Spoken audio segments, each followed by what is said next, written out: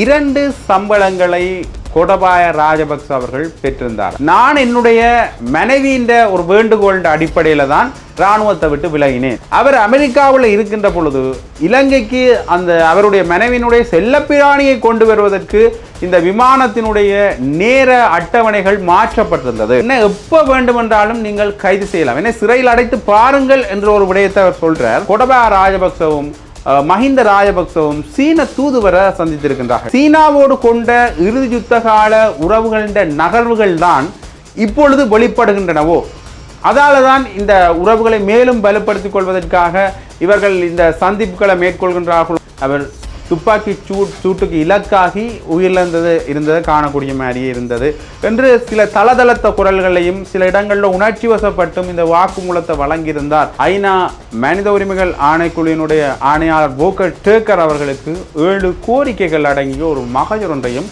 சமர்ப்பித்திருந்தார்கள். Mister Volker Turk, United Nation High Commissioner for Human Rights, இலங்கையின் யாழ்ப்பாணத்தில் உள்ள செம்மணி சித்துப்பாத்தி மனித புதைகுழி தொடர்பான அவசர வேண்டுகோள்.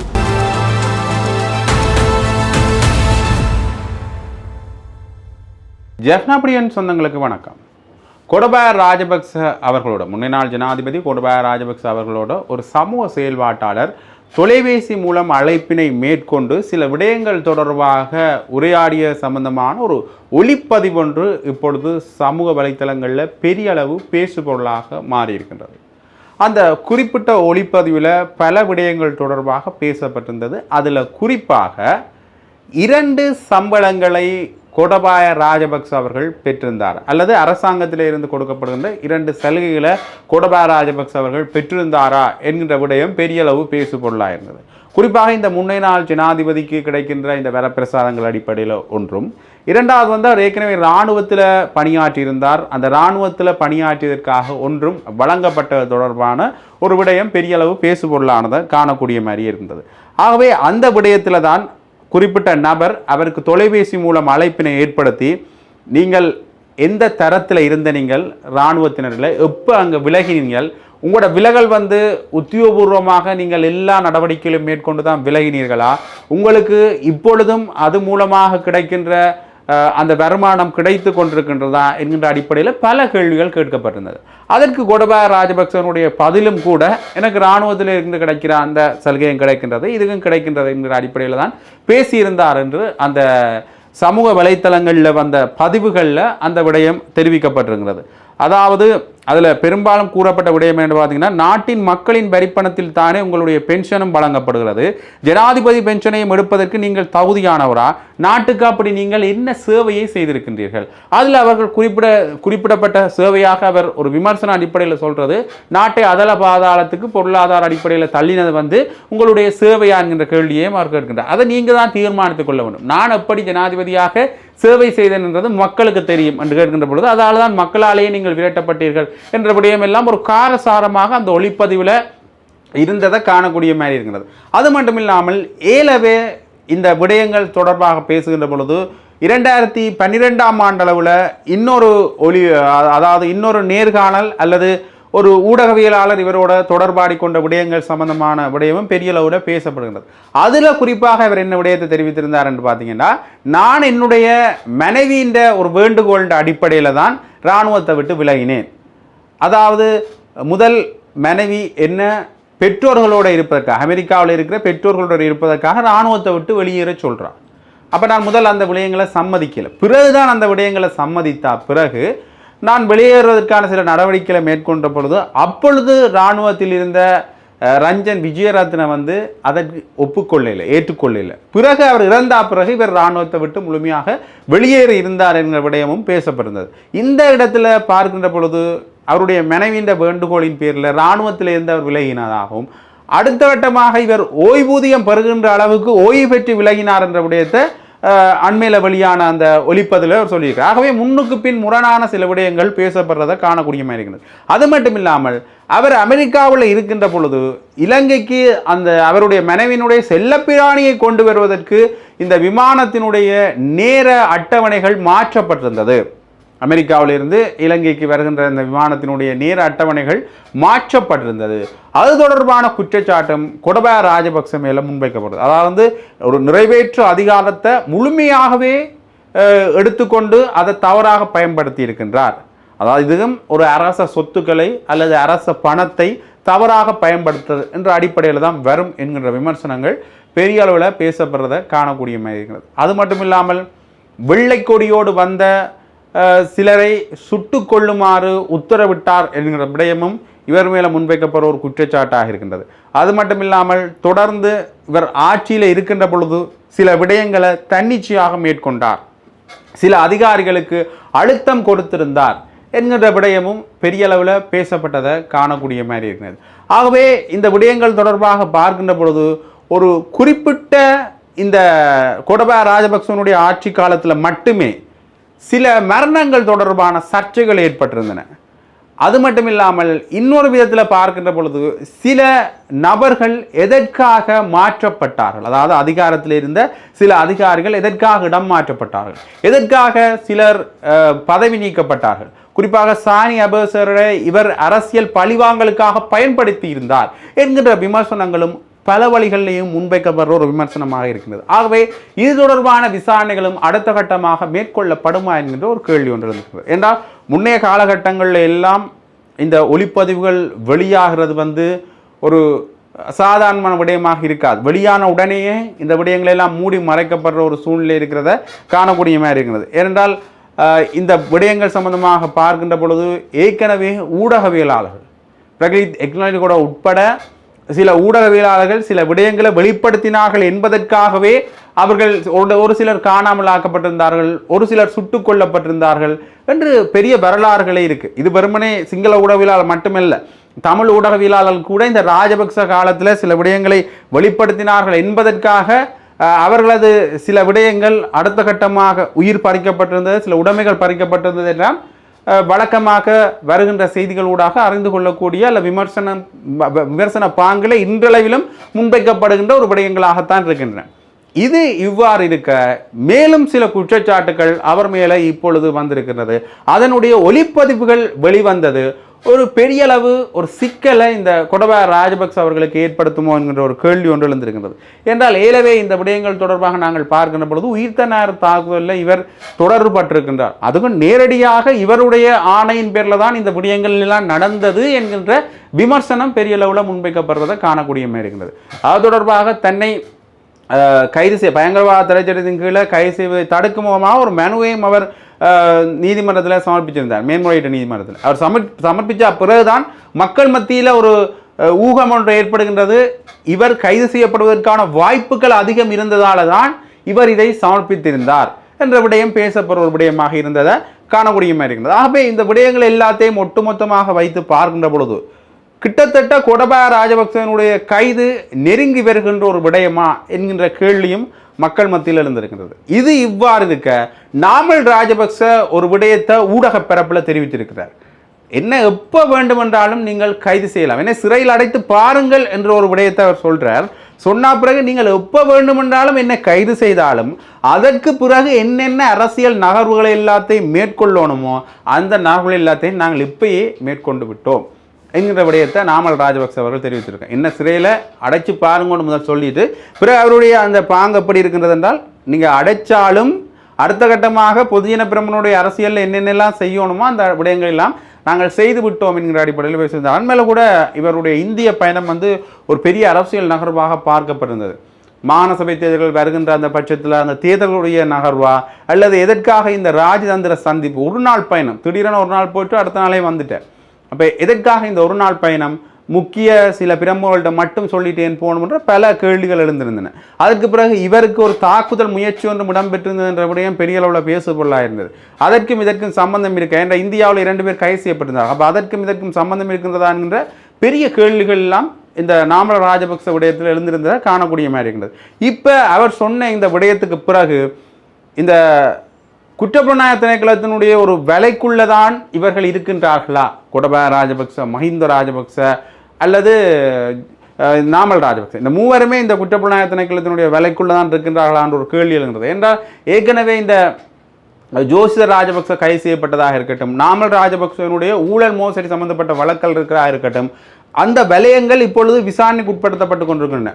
முதலே அந்த நகர்வுகள் எல்லாம் மேற்கொள்ளப்பட்டாலும் கூட அதனுடைய வாக்குமூலம் வழங்குகிற சில விடயங்கள் இப்பொழுது கொஞ்சம் கொஞ்சமாக நடந்து கொண்டிருக்கிறத காணக்கூடிய மாதிரி இருக்கின்றது. சில சாட்சியங்கள் வெளிவந்து கொண்டிருக்கின்றார்கள் என்ற அடிப்படையில் அடுத்த கட்டமான கைதுகள் எதிர்பார்க்கப்படுகின்ற ஒரு விடயமாக இருக்கின்றது. பார்க்கலாம் என்ன அரசியல் நகர்வுகள் எல்லாம் மேற்கொள்ளப்பட போகின்றது என்பது. இது இவ்வாறு இருக்க கோட்டபாய ராஜபக்சவும் மஹிந்த ராஜபக்சவும் சீன தூதுவரை சந்தித்திருக்கின்றார்கள். அவருடைய பதவிக்காலம் நிறைவடைகின்றது. அந்த நிறைவடைகின்ற தருவாயில் சீன தூதுவரை இந்த இருவருமே சந்தித்திருக்கின்றார்கள். இந்த சந்திப்பு எவ்வாறு சமூக வலைத்தளங்களில் பார்க்கப்படுறது என்றால், ஏற்கனவே இந்த யுத்தத்தை நிறைவுக்கு கொண்டு வந்தவர்கள் என்ற பேரில் பெரிய அளவு பேசப்படுற பேர் மஹிந்த ராஜபக்ச, அப்போது பாதுகாப்பு செயலாளராக இருந்த கோட்டபாய ராஜபக்ச, இருவருடைய பேர்களும் பெரிய அளவில் பேசப்படுறது. இன்னொரு விதத்தில் முன்னை நாள்களில் யுத்த கால ஆரம்பத்தில் எங்களுக்கு ஆதரவாக இருக்கின்றோம் என்ற நிலைப்பாட்டை எடுத்து பின்னர் முற்றுமுழுதாகவே எதிராக மாறுகின்றார்கள் இந்தியா. அதே மாதிரி முற்றுமுழுதாக இந்த யுத்தம் ஆரம்பிக்கப்பட்டதிலிருந்து இறுதி யுத்தம் வரையிலான காலப்பகுதி வரையில ஒரு எதிர் நிலைப்பாடுகளையே எடுத்துக்கொண்டிருக்கின்ற ஒரு நாடாக பார்க்க வேண்டிய ஒரு நாடு வந்து சீனா. அப்போ அந்த சீனாவோடு கொண்ட இறுதி யுத்த கால உறவுகளின் நகர்வுகள் தான் இப்பொழுது வெளிப்படுகின்றனவோ, அதால தான் இந்த உறவுகளை மேலும் வலுப்படுத்திக் கொள்வதற்காக இவர்கள் இந்த சந்திப்புகளை மேற்கொள்கின்றார்களோ என்கின்ற பெரிய அளவிலான கேள்விகளும் இந்த சந்திப்பு தொடர்பாக விமர்சனமாக எழுந்திருக்கின்றன சமூக வலைத்தளங்கள் என்று தான் சொல்லணும். ஆகவே இந்த குறிப்பிட்ட விடயம் பெரிய அளவு அதிர்வலைகளில் சமூக பரப்பில் ஏற்படுத்தியிருக்கின்றன தான் சொல்லணும். ஆகவே இந்த விடயங்கள் தொடர்பாக எல்லாம் பார்க்கின்ற பொழுது மிகப்பெரிய அளவிலான ஒரு சிக்கல் நிலைமையில ராஜபக்சர்கள் இருந்தாலும் கூட தங்களுடைய அரசியல் நகர்வுகளையோ அல்லது வெளிநாடுகளோடு இருக்கிற ராஜேந்திர நகர்வுகளையோ இன்னும் விட்டுக்கொள்ள பொதுஜன பெரமுன இன்னும் பழைய ஒரு நிலைப்பாடு தான் இருக்கின்றார்கள். அதாவது அவர்களுடைய நிலைப்பாடு மக்கள் மத்தியில் வலுவிழந்து போய்விட்டது என்றாலும் கூட அதை மீண்டும் புத்தியூர் பெறச் செய்வதற்காக இன்னுமே உள்நாட்டு அரசியல் நகர்வுகளையும் அப்படியே தக்க வைத்துக் கொண்டிருக்கின்றார்கள். இந்தியா, சீனா போன்ற நாடுகளோடு தங்களுடைய அரசியல் நகர்வுகளையும் அப்படியே தக்க வைத்துக் கொண்டுதான் இருக்கின்றார்கள் என்றுதான் சொல்ல வேண்டும். சரி, இது இவ்வாறு கேட்க இந்த சிடி விக்ரமரத்னருடைய வழக்கு வந்து பெரிய அளவில் பேசப்பட்ட ஒரு வழக்காக இருந்தது. அது தொடர்பாக இறுதியாக அவரோடு இருந்தார் என்கின்ற அடிப்படையில் அவருடைய பாதுகாவலர் அழைக்கப்பட்டிருந்தார். வாக்குமூலம் அவர் ஒரு நீண்ட நெடிய வாக்குமூலத்தையும் பெற்றிருந்தார். அதில் அவர் சொல்லுகின்ற பொழுது சில முக்கியமான விடயங்களை தெரிவிக்கின்றார்.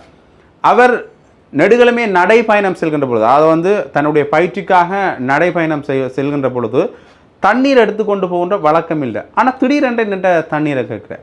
இவ்வளவு காலமும் நான் அவரோடு பணியாற்றி இருக்கின்றேன். அவர் ஒரு காலமும் என்னட்ட உங்களுடைய துப்பாக்கியை தாங்க நான் பரிசோதிக்கிறதுக்காண்டு கேட்டதே இல்லை. அதுக்கும் நான் முதலாவதாக மேகசீனை கலட்டிட்டு கொடுத்தேன். அதுக்கு பிறகு தோட்டாக்களோட தான் தேவை எனக்கு துப்பாக்கி என்று தோட்டாக்களோட வாங்குறேன்.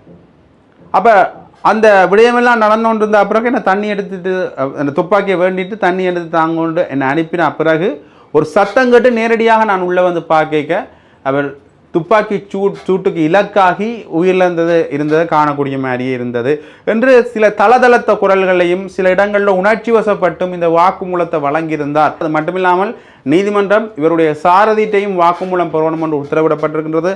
அந்த துப்பாக்கி மற்றும் தோட்டா, அதில் பயன்படுத்தப்பட்ட தோட்டாக்கள், அது வெற்று தோட்டா, அவர் உயிரிழந்த பிறகு வெற்று தோட்டாவையும் உடனடியாக ரசாயன பகுப்பாய்வு பரிசோதனைக்கு அனுப்பி அது தொடர்பான பரிசோதனை அறிக்கையிலையும் சமர்ப்பிக்கணும் என்கிற விடயத்தையும் நீதிமன்றம் உத்தரவிட்டிருக்கின்றது. ஆகவே ஒரு காலகட்டத்தில், அதாவது இப்போ குறிப்பிட்ட ஒரு கடந்த கிழமைகளில் ஒரு பெரிய அளவு பேசுபொருளாக இருந்த ஒரு விடயம் மீண்டும் அது தொடர்பான விடயங்கள் இப்பொழுது பெரிய அளவு பேசுபொருளாக இருக்கின்றன. ஏன் இந்த விடயத்தை சொன்னாண்டா இதில் ஏற்கனவே கோட்டபாய ராஜபக்சவனுடைய பேரும் பெரிய அளவில் அடிபட்டு கொண்டிருந்தது. ஏனென்றால் பலரும் தங்களுடைய கருத்துக்களை ஊடக பிறப்புக்கு வெளியிடைக்க சொன்ன விடயம், கோட்டபாய ராஜபக்ச இந்த உயிர்த்தனார் தாக்குதல் தொடர்பான விடயத்தில் சாரா ஜஸ்மின் அவர்களுடைய டிஎன்ஏ பரிசோதனைகளை சரியான முறையில், அதாவது சரியான முறையில் அவர் கேட்கிற முறையிலேயே கொடுக்கணும் என்றதுக்காண்டி பல அளவிலான அழுத்தங்களை சிடி விக்ரமரத்ன அவர்களுக்கு கொடுத்திருந்தார். சாரா ஜஸ்மின் மரணம் அடைந்து விட்டார் என்கின்ற விடயங்களை கொடுக்கணும் என்றதுக்காகவே இவருக்கு சில அழுத்தங்களை பிரயோகித்திருந்தார் என்கிற விடயங்களையும் பலரும் பேசியிருந்தார். சாரா ஜஸ்மின் இந்தியாவுக்கு தப்பி ஓடிவிட்டதாக அந்த காலங்களில் பெரிய அளவு பேசுபொருளாக இருந்தது. ஆனால் கோட்டபாய ராஜபக்சனுடைய காலத்தில் அவர் இறந்து விட்டார் என்கிறதே முடிவுக்கு கொண்டு வரப்பட்ட ஒரு விடயமாக இருந்தது. ஆகவே இத்தனை விடயங்களும் மீண்டும் ராஜபக்சங்களுடைய வலயத்துக்கெல்லாம் வருகின்றது. பார்க்கலாம் என்ன மாதிரியான ஒரு நகர்வுகளை எல்லாம் மேற்கொள்ள போன்றார்கள் இது தொடர்பான விடயத்திலேருந்து. இது இவ்வாறு இருக்க செம்மணி மனித புதைக்குழி சம்பந்தமான விடயங்கள் மீண்டும் பேசுபொருளாக இருக்கின்றன. அதனுடைய அடுத்த கட்ட அகழ்வு ஆகஸ்ட் 4ஆம் தேதி ஆரம்பிக்கப்பட இருக்கின்றது. இது எல்லாருக்குமே தெரிஞ்ச விஷயம். இது சம்பந்தமான போராட்டங்களும் தொடர்ந்து இடம்பெற்றிருக்கின்றன. ஐரோப்பிய ஒன்றியம் வருகின்ற பொழுது அதனுடைய குழுவில் இருந்தவர்கள் வருகின்ற பொழுது அந்த 8 பேரையும் சந்தித்து காணாமலாக்கப்பட்ட உறவினர்கள் பேசியிருந்தார்கள். அது தொடர்பான விடயங்களையும் எங்களுக்கு என்ன விதமான நீதி வேண்டும் என்ற விஷயத்தையும் அவர்கள் சொல்லியிருந்தார்கள். இது எல்லாருக்குமே தெரிஞ்ச விஷயம். இது தொடர்பாக ஜாழ் மறைமாவட்ட நீதி சமாதான ஆணைக்குழு ஒரு போராட்டத்தையும் இன்றைய தினம் நடத்தியிருந்தார்கள். அந்த போராட்டத்தில் ஐநா மனித உரிமைகள் ஆணைக்குழுவினுடைய ஆணையாளர் வோக்கர் டேக்கர் அவர்களுக்கு 7 கோரிக்கைகள் அடங்கிய ஒரு மகஜர் ஒன்றையும் சமர்ப்பித்திருந்தார்கள். இது ஒரு பெரிய அளவிலான பேசுபொருளாக மாறியிருக்கின்றது. ஏற்கனவே வோக்கர் டேக்கர் அவர்கள் சில விஷயங்களை பார்த்திருந்தால், ஆனால் அவர் எடுத்த நிலைப்பாடுகள் தமிழ் மக்களுக்கு ஆதரவான ஒரு நிலைப்பாடுகள் இல்லை என்ற விமர்சனம் முன்வைக்கப்பட்டிருக்கின்றது.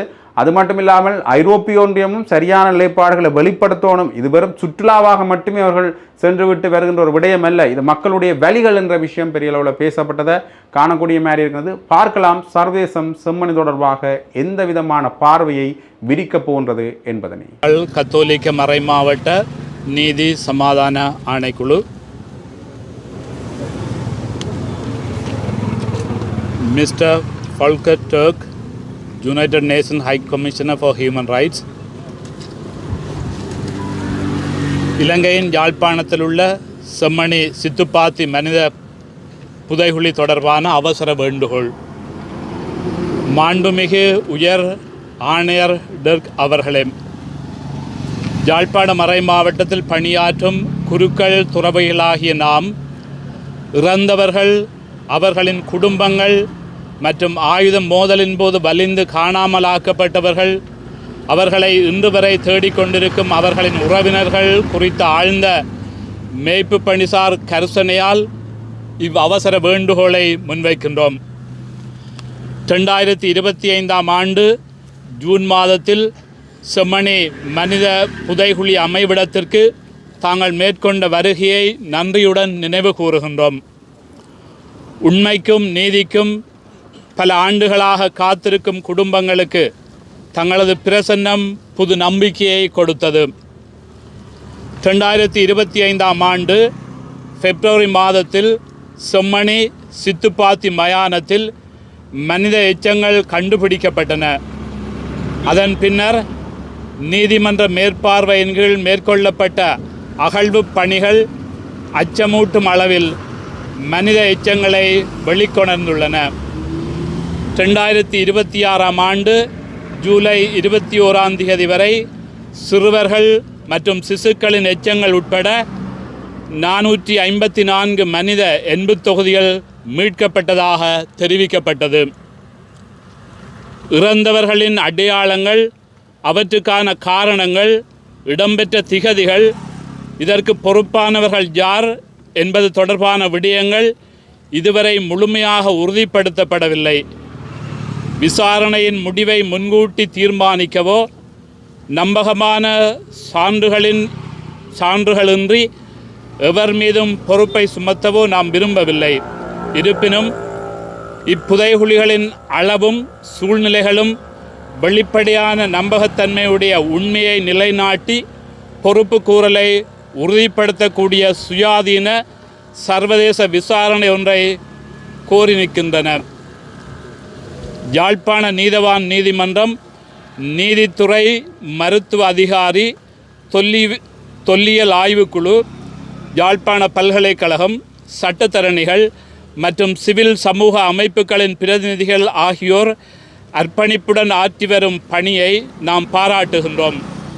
எனினும் இலங்கை மனித உரிமைகள் ஆணைக்குழுவும் ஐக்கிய நாடுகள் சபையின் தொடர்புடைய மனித உரிமை அமைப்புகளும் எழுப்பியுள்ள தடயவியல் திறன், விசாரணையின் சுயாதீனம், சான்றுகளின் பாதுகாப்பு, உயிரிழந்தவர்களின் அடையாளம் காணல் மற்றும் பாதிக்கப்பட்டவர்களின் குடும்பங்களின் பங்கேற்பும் பாதுகாப்பும் தொடர்பான விடயங்கள் முழுமையாக கருத்தில் கொள்ளப்பட்டு உரிய முறையில் தீர்வு காணப்பட வேண்டும். வலிந்து காணாமல் ஆக்கப்பட்டவர்களின் உறவுகள் பல தசாப்தங்களாக நீடித்த தாமதங்கள், தடைகள் மற்றும் தண்டனையின்மை காரணமாக உள்நாட்டு பொறிமுறைகளில் நம்பிக்கை இழந்துள்ளதால் சுயாதீன சர்வதேச விசாரணையை மீண்டும் மீண்டும் கோரியுள்ளனர். இக்கோரிக்கையை நாம் முழுமையாக ஆதரித்து அவர்களுடன் இணைந்து நிற்கின்றோம்.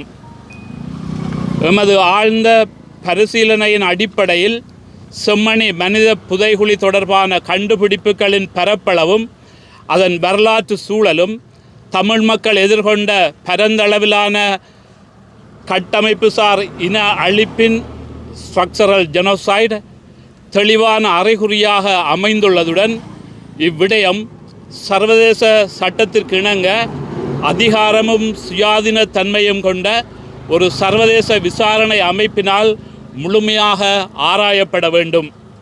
எனவே இவற்றை கருத்தில் கொண்டு பின்வரும் நடவடிக்கைகளை மேற்கொள்ளுமாறு தங்களிடம் நாம் வேண்டுகோள் விடுக்கின்றோம். 1. செம்மணி சித்துப்பாத்தி மனித புதைகுழி தொடர்பான சுயாதீன சர்வதேச விசாரணைக்கு ஆதரவு அளித்து அதனை நடைமுறைப்படுத்தி பொருத்தமான சர்வதேச தடயவியல் நிபுணத்துவம், மேற்பார்வை மற்றும் நிறுவன சுயாதீனத்தை பாதுகாக்கும் ஏற்பாடுகள் உறுதி செய்யப்பட வேண்டும். 2. மனித எச்சங்களை அகழ்ந்தெடுத்தல், பரிசோதித்தல், அடையாளத்தை உறுதிப்படுத்துதல் மற்றும் பாதுகாத்தல் ஆகிய அனைத்தும் மினசோட்டா நெறிமுறை, மினசோட்டா புரோட்டோகால் மற்றும் பொருந்தக்கூடிய ஏனைய சர்வதேச தர நிலைகளுக்கு இணங்க மேற்கொள்ளப்படுவதை உறுதி செய்ய வேண்டும். 3. சுயாதீன DNA பகுப்பாய்வு, அறிவியல் கால நிர்ணயம், பொருத்தமான தனி உரிமை பாதுகாப்புகளுடன் குடும்ப ஒப்பீட்டிற்கான DNA மாதிரிகளை தன்னார்வ அடிப்படையில் சேகரித்தல் ஆகியவற்றை உள்ளடக்கிய நம்பகமான அடையாள உறுதிப்படுத்தல் செயல்முறைக்கு ஆதரவு அளிக்க வேண்டும். 4. விசாரணையை மேற்கொள்பவர்களுக்கு தொடர்புடைய அனைத்து இராணுவம், காவல்துறை, தடுப்பு காவல் மற்றும் அரசாங்க பதிவுகளையும் முழுமையாக அணுகுவதற்கான வாய்ப்பு வழங்கப்பட வேண்டும். மேலும் உரிய சட்ட நடைமுறைகளையும் குற்றம் நிரூபிக்கப்படும் வரை குற்றமற்றவர் என்ற சட்ட கோட்பாட்டையும் மதித்து பாதுகாத்தவாறு தனிநபர் மற்றும் நிறுவனங்களின் பொறுப்புகளை உரிய முறையில் கண்டறியும் வகையில் விசாரணை மேற்கொள்ளப்பட வேண்டும்.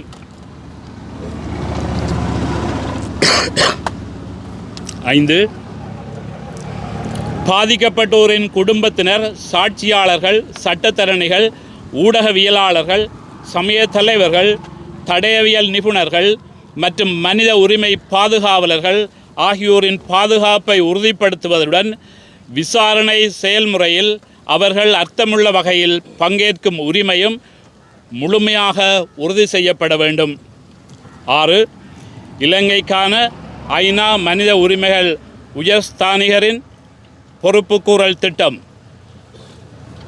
OHCHR Sri Lankan accountability project Chemmani அகழ்வு பணிகளை தொடர்ந்து கண்காணித்து சான்றுகளை பாதுகாக்க நடவடிக்கை எடுக்க வேண்டும். சாட்சியாளர்களின் பாதுகாப்புக்காக யாழ்ப்பாணத்தில் OHCHR பிரசன்னம் அவசியமானது. செம்மணியில் புதைக்கப்பட்டவர்கள் தமது உறவினர்கள் என யாரும் முன்வரவில்லை என நீதியமைச்சரின் சமீபத்திய கருத்து மக்களிடையே நிலவும் அச்சம் மற்றும் அரச நிறுவனங்கள் மீதான நம்பிக்கையின்மையை வெளிப்படுத்துகின்றது. சாட்சிகளின் பாதுகாப்பை உறுதி செய்வதற்காக ஐக்கிய நாடுகளுக்கும் இலங்கை அரசாங்கத்துக்கும் இடையில் ஓர் உடன்பாடு எட்டப்பட வேண்டும் என்று நாம் கோருகின்றோம். எலும்புக்கூட்டு எச்சங்களின் ஒவ்வொரு தொகுதியையும் மீறப்பட முடியாத மனித மாண்புடைய ஒரு நபரையும் துயரத்துடனும் நிச்சயமின்மையுடனும் வாழும் ஒரு குடும்பத்தையும் பிரதிநிதித்துவப்படுத்துகின்றது. எமது வேண்டுகோள் எந்த ஒரு சமூகத்திற்கோ நிறுவனத்திற்கோ எதிரான எண்ணத்தாலோ பகைமையாலோ தூண்டப்படவில்லை. சான்றுகளால் நிறுவப்படும் உண்மை, சட்டத்தின்படி வழங்கப்படும் நீதி, இறந்தோரின் மாண்பு, மற்றும் இலங்கையின் அனைத்து மக்களுக்கும் உண்மையான நல்லிணக்கம் ஆகியவற்றையே நாம் நாடுகின்றோம். இந்த விசாரணையை முன்னெடுத்து குடும்பங்களின் உரிமைகளை பாதுகாப்பதற்காக தங்கள் அலுவலகமும் ஏனைய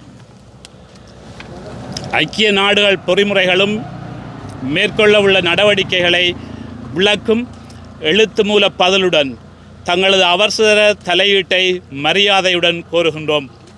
மிகுந்த மரியாதையுடன் யாழ்ப்பாணம் மறைமாவட்டத்தில் பணியாற்றும் குருக்கள் மற்றும் துறவரத்தினர், யாழ்ப்பாணம், இலங்கை.